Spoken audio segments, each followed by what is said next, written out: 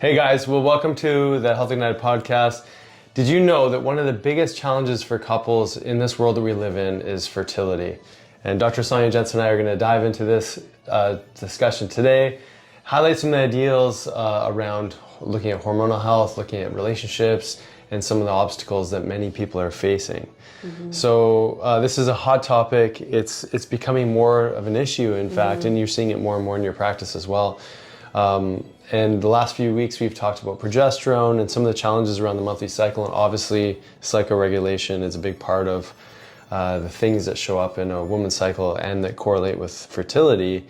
So if this is content that you're loving, like this is super important information for couples, whether you're in that phase moving into fertility or not. But if you do enjoy this content, thank you so much for the comments. Thank you for subscribing and liking all this content.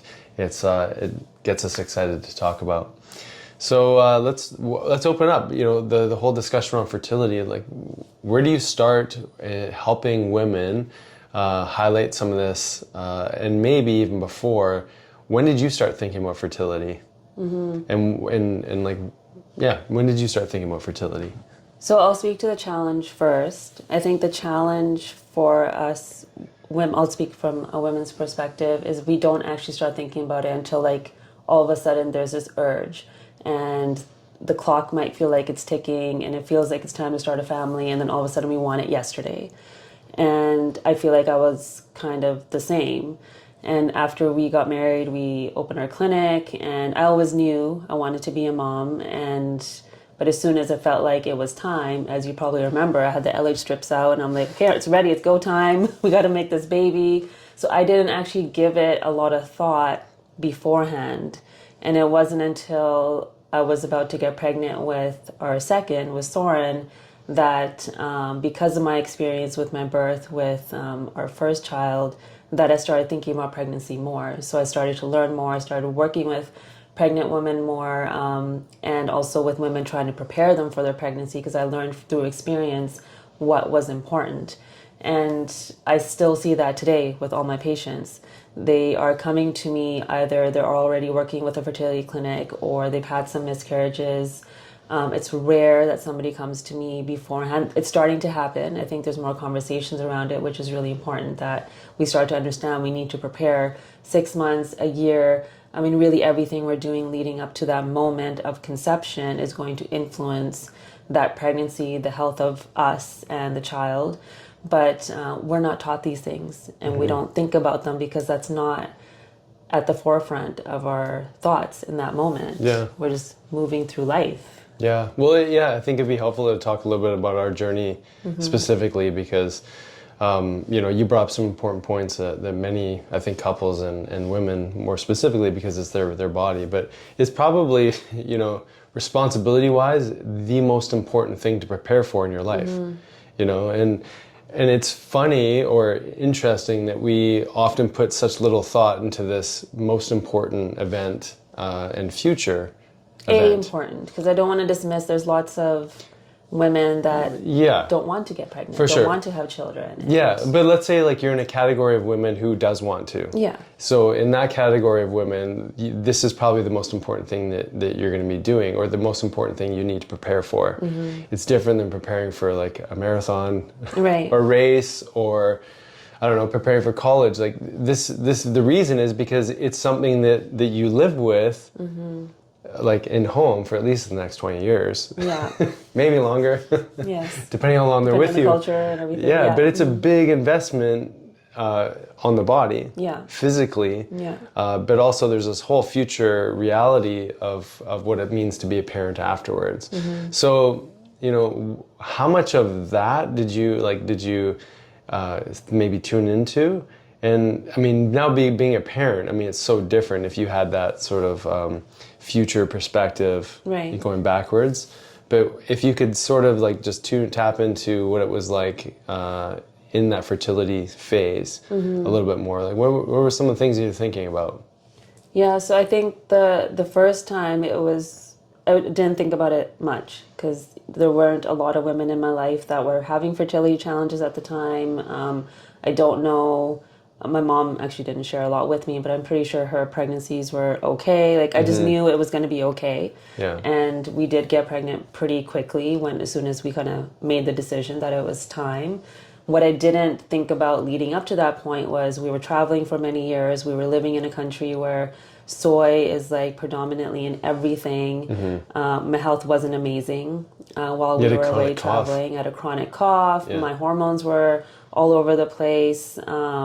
We came back, opened our clinic, so there was obvious like stress. There was old stress from, trauma from the past. So I didn't really think about navigating those things before getting pregnant. So I do feel like I did a lot of that healing after I got pregnant. And then seeing, the health challenges that Kyan sometimes has, it was easy for me to blame myself for not knowing. And so the birth that we had was quite challenging with him. So what that did for me was kind of show me how challenging it can be and how a lack of information there is out there about how we can prepare our bodies best.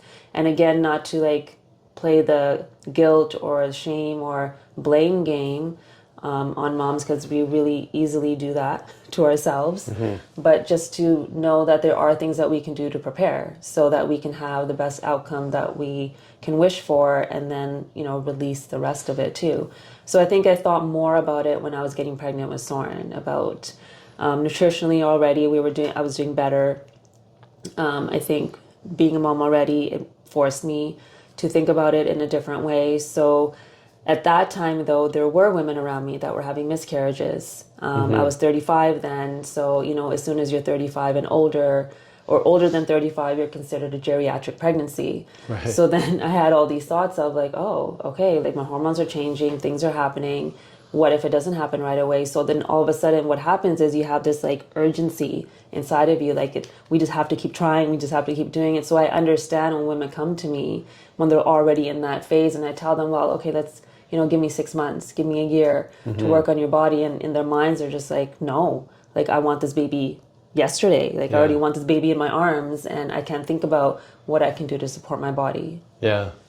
Yeah, I mean, there's going to, culturally or societally, there's going to be some level of panic or pressure that's been put, upon the woman. Well, because they're constantly told your clock is ticking, you won't be able to get pregnant, and they're told these things as if it's fact, whereas I've seen the opposite happen, and I know we'll get more into like testing and all those things, but it is a challenge when people look at you and you're 35 or you're 40 and they're like, oh, you don't have kids yet? And they don't realize there are so many women out there that are going through challenges every single day with their fertility. Yeah.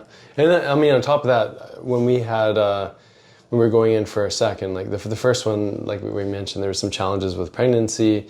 Ended up being a completely different pregnancy than what we were expecting. The pregnancy was great. Right, sorry, the actual birth process. And the coaching that we got from our first midwife was that, it's going to be, if you want to do vaginal delivery, this is going to be really, really challenging. Let's make sure you're in the hospital. And there's all these criteria. And we got to think about, genetic testing and all these things just because your age. I remember sitting in that conversation with the second pregnancy going like, oh my God, like I'm very stressed thinking about, is my wife going to be okay? Is there going to be more complications because we're doing a VBAC, so vaginal birth after cesarean section. I was in a state of fear for you, and then we ended up firing that, or I don't know if we actually hired that midwife. We had the consult, and then we decided to go with someone else, somewhere where we felt where you could be empowered, I could feel comfortable for you. And we could work with a team that really supported you and didn't really talk about you as a geriatric birthing mom, right? Yeah, so I tell women, we have that physiological age and then this chronological age. Yes, chronologically you might be over 35, but physiologically, depending on your cell health, depending on your ovaries, depending on your environment, all of those things will determine the health of your pregnancy and your birth and all those things. Yeah. So, when you talk about your diet was better, like if we actually rewound, like your diet was already really good with Kyan. Maybe not by our standards now, right? But going back in time, you were eating healthy. Well, we were living at my parents' house for that year. Yeah. right before we conceived. But healthy means so much different to us now than it did back then. Yes, I mean, I was eating wheat every day. So yes, I mean, I wasn't sitting there eating fast food or any of that. It was more like, I was having wheat every day because we were eating traditional Indian food every day, and there was just so much soy in my diet the year before. Exactly. There was toxicity from the pollution. So it's just because I know those things influenced my health. But I say that because, if you're listening, most people come into our clinic and they say, diet's good. Like, my diet's good, don't worry about it. And I always tell them, listen, I've been working on dietary changes for the last 20 years, and it keeps improving over time. So where you are right now is probably better than where it was. But, what does good actually mean? Like organic foods and, maybe meal timing, being aware of snacking and insulin loading and all the things that we talk about now. Right. That wasn't necessarily in our toolkit back then. It's definitely not in the toolkit of most people that we work with. So getting to an optimally nutritional state for you, for you as an individual is so important. So definitely there was a lot more preparation getting ready for the second one. But this whole reality that you went through was really part of the drive to want to work with younger women. Actually, you just said this to me the other day. She's like, oh, I just wish I could just reach more of those women who are in that stage of their life, because I've got so much wisdom to share, and there's so much that can be done before even considering a fertility clinic, for example. But tell me a little bit about that, because you're so passionate about educating young women, and it's this kind of reality of you have eggs that are we'll say not degenerate, but basically they're there from birth. Physical eggs there from birth, and we're men, we're constantly generating new sperm. Right. So the quality of our sperm really is a corollary to our health. But the eggs were there as you were born, and talk a little bit about that and and why it's so important for young women to pay attention. Yeah, you're born with 300 to 400,000 eggs. And that reserve will determine how long you are fertile. And so the challenge, though, is when you're younger, the conditioning or the conversations are all around how do we prevent your pregnancy. Yeah. So we're doing everything and anything we can, whether it's through birth control or just understanding our bodies, to make sure that we can prevent it, because we're focused on different things at that stage in life. In our 20s, we're focused on our career or schooling or just finding ourselves, healing, all these things that we're doing. The awareness isn't there about our hormones or what's happening in our body, and really preparing for our 30s, late 30s, or whatever it might be. So the thought just isn't there. So that's my challenge in reaching women at that stage, because if I say, okay, let's prepare your body for pregnancy, they might, well, I don't know if I want children. I don't even have a partner. I don't know what my life is going to look like. So at the end of the day, the education at that stage is really just about how do we balance your hormones, how do we keep you healthy, how do we do all the things that we do, because that is what's going to create that optimal environment in your 30s or 40s so that you can have children and feel healthy. But the challenge, again, is they come to me when they're already in that state. Maybe they've had a miscarriage or two, or it's taking more time to conceive than they thought it would take, or now they're working with a fertility clinic and that's also not working, and they're kind of stuck in this space. So there's a challenge there, because when you're already working with a fertility clinic, they're already using language that's creating fear. So I just in the last couple of weeks have seen several women that have come to me and have said, they measured my AMH, which is the anti-Mullerian hormone, which looks at your egg reserve. And they're telling me that I don't have any eggs left. I only have a few. I may not even be an IVF candidate, or if we do it, it may not work. I'm infertile. They're using that kind of language. And where I've seen women that have had low AMH, so basically being told that you don't have enough eggs, that we've been able to change that number. That number doesn't stay stuck in that state. And what this one summary or study that I read very, very quickly was that in 2019, the conversation started to happen that, wait, I think there's more things that are influencing our AMH, like the environment. So it just goes back to what we always talk about, the toxins in our environment, the diet, the stressors, the traumas, the everything will contribute to that number. So we can't solely look at just that number, but that's what they're doing in their fertility clinics, looking at just that number, not looking at the full picture of how their hormones are actually working or not working, so that they can try the other things first before injecting themselves with all these hormones and taking all these hormones that really cause havoc later in life. Mm-hmm. You said something super interesting, which I just want to come back to, which relates to this. And you said you spend the first chunk of your life, let's say quarter of your life, preventing pregnancy. Mm-hmm. Like what an energetic sort of paradox that is, to go from suppress, prevent, shut it down, to like, okay, game on. Maybe, I don't know if you have anything more to add there, but the other thing I also want to say too is that what an interesting conversation I have with young women who don't, like, we change so much in our 20s, right? Yeah. So much. And I didn't really know what I wanted in my 20s if it was going to relate to what I wanted in my 30s. And so I imagine that it would be really hard for a woman in her early 20s to really like be gung-ho about, yes, I'm going to have kids, it's going to look like this and whatnot.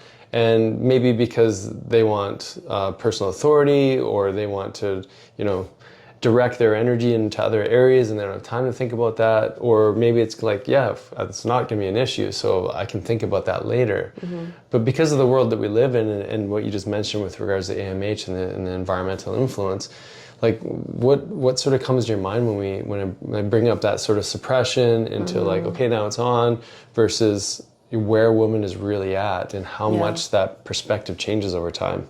Yeah, so I think because of that suppression piece, there isn't a lot of education or conversation around, so yes, you're taking the birth control pill now, but this is what it's going to deplete in your body, so we want to make sure we support your body so that when time comes and you want to come off your birth control and try for kids, that it won't be such a awful transition. Mm-hmm. So I think as an individual for women, I don't know if this is something that's going to change, because women are getting pregnant later and later.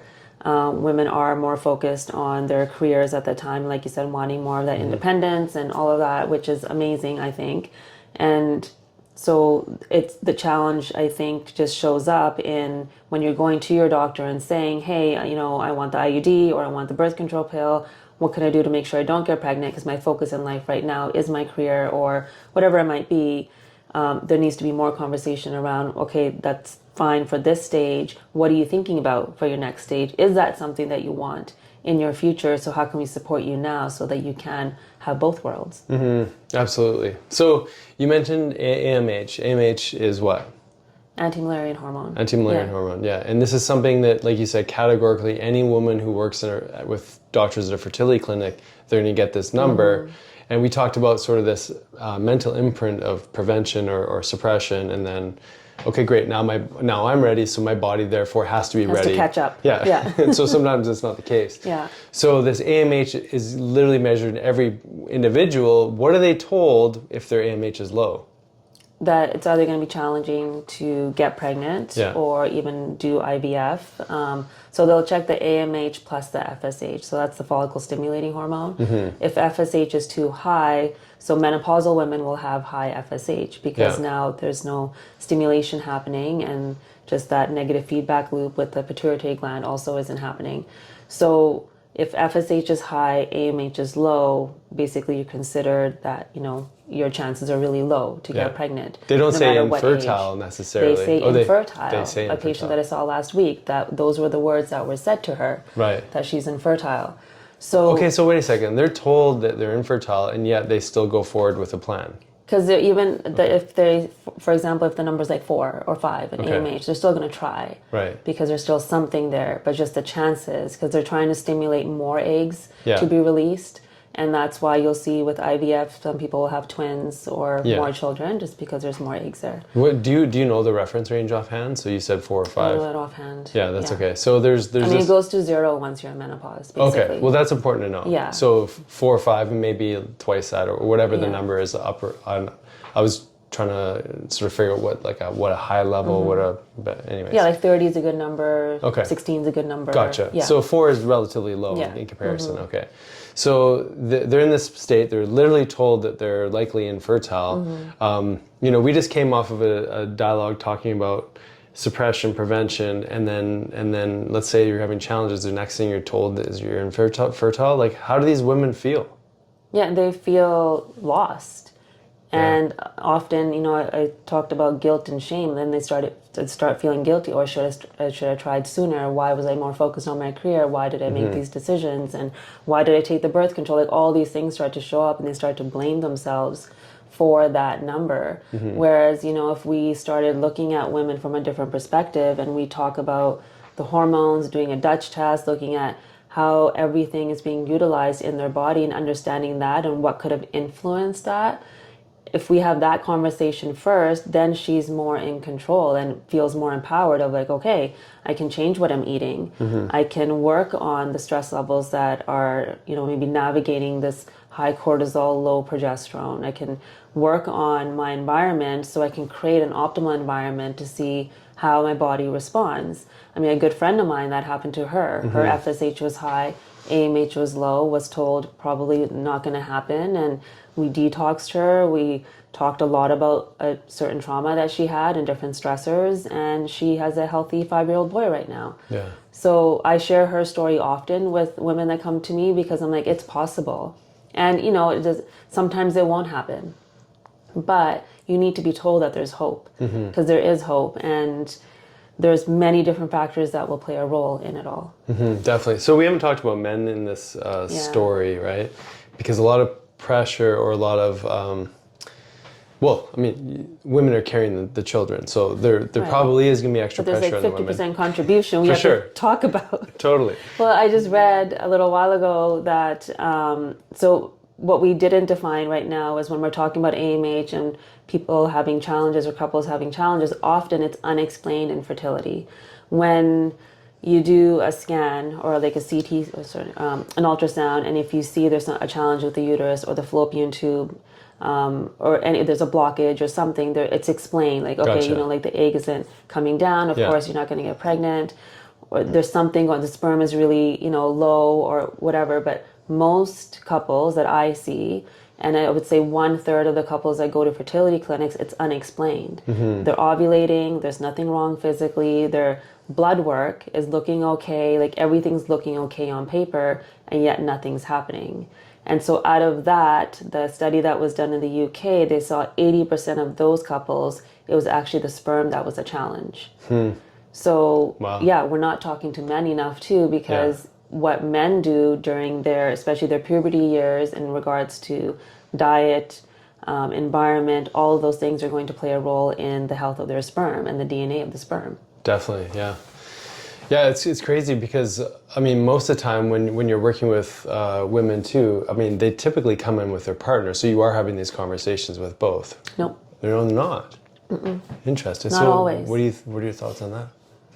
Yeah. So then I have that conversation. Okay, next visit, I want to see your partner too, so we can have these conversations together. And I know sometimes you refer the men over to me as well, and we talk about hormone health and all those things. A lot of men don't realize, maybe because they don't know, but they may have actual trauma to the testes. So there could be varicocele, hydrocele, spermatocele. There could be some, maybe bicycle injury or something else that's actually affecting testosterone production even. A lot of men, especially in the world that we live in, are insulin dominant and low testosterone, and all of that on top of everything that we talk about is going to influence sperm quality, motility, morphology. Yeah. All those things are important for pregnancy. So have you talked to men that maybe the couples are going through a challenge and you're seeing the men, and like, what are some of the thoughts or processes that they are going through as they're watching like their partner go through the challenge? Obviously, like, every relationship dynamic is different too, right? Yeah. I think like the thing that you're really great at, especially in these couple discussions, is really talking about the underlying stress. Really talking about where are you not connecting, like, and maybe like I know we've talked about this too, where patients, the man's not really interested in having a baby, right? Or maybe it's vice versa, but let's take the example, which seems to happen a little bit more often. The man's not. I just didn't ask you. I was like, this is happening. Right. I knew when we got married, like it was going to happen at some point. But there's literally, we've had conversations where the man is like not necessarily interested, and they're not really involved, they're not showing up to the visits, they're not, and maybe to their on their side, maybe they're just busy with work or what have you. But what's it like for those women who really see the lack of engagement from their partner and lack of interest, and it does feel like it's on their shoulders? You deflected my question. I did. How? I asked you how men feel watching their partners. Oh yeah, okay. So do you want me to go there? Yeah. Okay, I'll go there first. So I mentioned there's this emotional side. Are they actually creating connection? But I always talk about this from a hormone perspective with men. Okay. And so we talk about what I just mentioned, like testicular trauma, how they're feeling about being a father potentially. Like, is there any like heavy energy around like not feeling like you want to commit to that right now, or like where are you at in your career? Even like there can be so many different reasons for why maybe they're not involved. Most men that we talk to are right there on the same page, though. They absolutely want to do whatever they can, and there's stress in the relationship though that gets created when they're in. Did you want me to keep answering? Oh yeah, sorry, you can finish. I just had a thought. Okay, hold that thought. Okay. The last thing I just want to say was like you said, nutritionally, that's big, and then we put men on a particular supplementation stack that supports energy, motility, morphology, all the things that can make a man more fertile. Okay, so go ahead. Well, so now to bring them together, something that I've talked to a lot of couples about is just how it changes intimacy for them. Right. Because then the focus becomes so much so around fertility and producing and not actually connecting. Yeah. And so some of the feedback that I have received is that they feel like it's just a job now. Yeah. And they're not actually connecting with one another. And so that creates some sort of like challenge in their communication and just how they're connecting, because the women that I work with are just so focused on that, and that's all that they can see. And I understand that because I've been there. Like, you get so tunnel vision. I think that's the only time in life where women are actually really focused on that one thing, and that's all they can think or see at that time, that it's very easy for us too to get lost in that process and not really see that, okay, so maybe there's another person here. It's not fun anymore. It's more like a job. Okay, my LA strip said there's 2 lines here. Let's get this done. Yeah. It's more about that than actually connecting. Yeah, what an interesting time in a couple's life, right? Like retroactively, like if that was the case, I think I would be excited. Sure. But we didn't have challenges getting pregnant. Exactly. Yeah. So like when you're actually in it, it can feel like you can almost objectify the other person to some degree, in the sense that they're a machine, you're a machine, you're completing a machine-oriented task. Again, the sense I'm getting from you is that you wouldn't actually mind. I'm just saying, like, we're all at different stages in our life. Right. So because I never had to go through it, I can't relate to it. Right. But if that was the case, I wouldn't complain right now. Right, okay. Yeah. But there's too much information, maybe. But the point being is that you can see each other more as like focused on that product, like you said. And so how does that conversation go? Because that's not a conversation I've actually had with couples. Maybe you have. Yeah. So when I start working with women, I will try to look at the bigger picture, like try to change the intention behind why they're working with me. It's like, yes, the end product hopefully ends up being that you get pregnant, but let's serve your body. Let's serve the relationship. Let's serve this, because what we're doing is we're changing the environment. So a lot of my education around fertility is the environment, and the environment that the egg is in, the mitochondria there, and how do we support it on a cellular level, but then how do we also support it on this macro level to support your nervous system, to support you so you're healthy when you are carrying that baby. And so even when I'm working with pregnant women, like I'm talking to them in that moment, but I'm actually really talking to them about what postpartum is going to look like. So it's the same thing with women that want to conceive. We're talking about conception, but I'm also thinking about when you do get pregnant, because I'm planting that language too. I'm not saying if, I'm like, when you get pregnant, your body has to be in a certain state of health so that you can provide the nutrition for the fetus, but also have enough left for you. So we just change the conversation, and when they're ready to receive that, then all of a sudden there's this like, I can even feel them like exhaling, like, okay, there's like different answers, there's different ways of looking at this, and I'm gonna try my best here and then see what happens. Like there's a real shift in energy all of a sudden of like, them not blaming themselves anymore or in this like state of fear, but like, oh, okay, there is hope. There's other things I can look at, and then we'll see what the next step is. Right. So, I mean, I think it's sort of a good time to sort of talk a little bit more specifically about what you've seen successful, you know, scenarios that support fertility. Yeah. You know, one off the top hits close to home is just nutritional upgrade, right? Yeah. Just massively, like getting the right fatty acids, amino acids, and things like that into the body in someone who's maybe not on the best diet and under stress and all those things. How much that can make a difference. For sure. Like simple things, like the oils that you're consuming. Like, are you eating out a lot? Yeah. You know, I'll change that right away so that they're getting the healthy fats in them. Like, how much protein are you getting? Like, are you actually getting enough food? Are you eating with your cycle? Like, so educating them on that too. So as soon as they start getting this like basic nutrition, it's like, we're not even looking at keto, fasting, any of that. It's like, let's just do a whole foods diet. Yeah. Make sure you're not eating anything from a package. Everything's whole foods, really good oils, and like simply that will change their trajectory. Yeah. Little things that we did too, we did B12 shots on each other. You started taking... I did IVs every week. You did IVs every week. So, I mean, we have access to that. Yeah. It's different.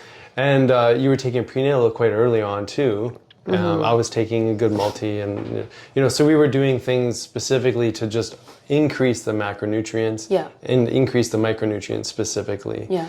And then what are some other things, like maybe acupuncture? What else have you seen that's been supportive? Acupuncture is amazing. And then detoxing. So every woman, if I can catch her before, and if she can give me at least 3 to 6 months of like not actively trying, then we do detox. And what often happens, we start the detox, they get pregnant on month 2, and then we have to stop the detox, which is totally fine. But that's happened actually a handful of times just in the last couple of years. Yeah, so then detox is a huge part of it because we're cleaning the environment. So whatever we can do to clean the environment through nutrition, through taking supplements to detoxify.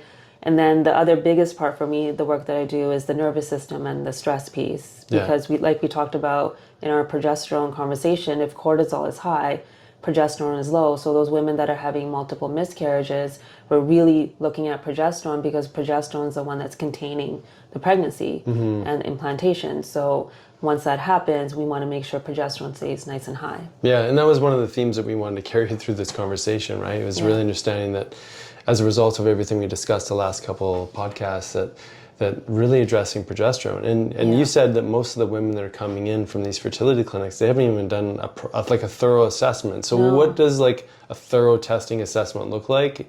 And where's that gap that maybe some of those women are missing? Yeah, so some of them are coming in, they have their AMH done, they'll maybe do their FSH and LH, mostly they will. Thyroid, do they check? Not really. Not really. Sometimes which is a hugely they'll do important estradiol, one. and sometimes they'll do progesterone. So I think it probably depends on who they're seeing. But this last patient that I was talking to, they didn't even look at her progesterone. They were looking at it after she started taking the DHEA and the hormones. So when I think about thorough testing, for me, it's the Dutch test, so that we can see how your body's actually mobilizing and utilizing all your hormones. A full thyroid panel, so we want to see what your immune system is also doing, because another element that we didn't really speak to with unexplained infertility, sometimes there's immune reactions going on, and there's more studies that have been done in Europe, and in Europe they're using LDN, and we used it on one patient too that really helped support her get pregnant. So what's the long name of LDN? Low dose naltrexone. Yes, that's right. So that's been really helpful. So we want to look at the full thyroid. I want to look at vitamin D. And then in the thyroid, just to say, like, you're specifically looking at autoimmune markers. Autoimmune markers, Exactly. Vitamin D levels. I'm looking at C-reactive protein. I'm looking at homocysteine. So then we're looking at their B6, B12. Glutathione. Folic acid, glutathione. So we're doing lots of testing to see what could be supported more, so that we're creating that optimal environment. Other tests that I'll do is like heavy metal testing, organic acid testing to see their mitochondria health, because we have way more mitochondria in the ovaries than anywhere else in the body. Yeah, the NutriVal test is actually great too, because it looks at mitochondrial health, organic acids, micronutrient, macronutrient deficiencies, toxicity screen. So there's a lot of things that are available to women, and women and men, couples that come in, they have no idea that all No. these things are available to them. And so then if they get stamped with that Yeah. infertile or low chances of fertility, that can be really overwhelming. Yeah, Right? so my hope is before you go to a fertility clinic, and I know there's been lots of success stories with tons. fertility clinics, Yeah, so yeah, many, yeah. and so I'm not bashing fertility clinics, but I just think there's missing links, especially with the unexplained Yeah. infertility. So try these things before, like really try to understand your body so that there are more answers than just taking those hormones. Yeah, definitely. Yeah. All right. So hopefully you guys enjoyed this conversation. As we were going through this discussion on fertility and really into low progesterone and all these other things, just made me realize like That you want another baby? they want another baby. And no, I'm just kidding. But just how much our entire world is focused in on that. Let me say this in maybe another way. I remember talking to maybe the hypnobirthing lady or one of our coaches during this process, could have been a midwife. They said, you're going to put in an incredible amount of focus on this, but really like the real work happens once the kids are here, right? Yeah.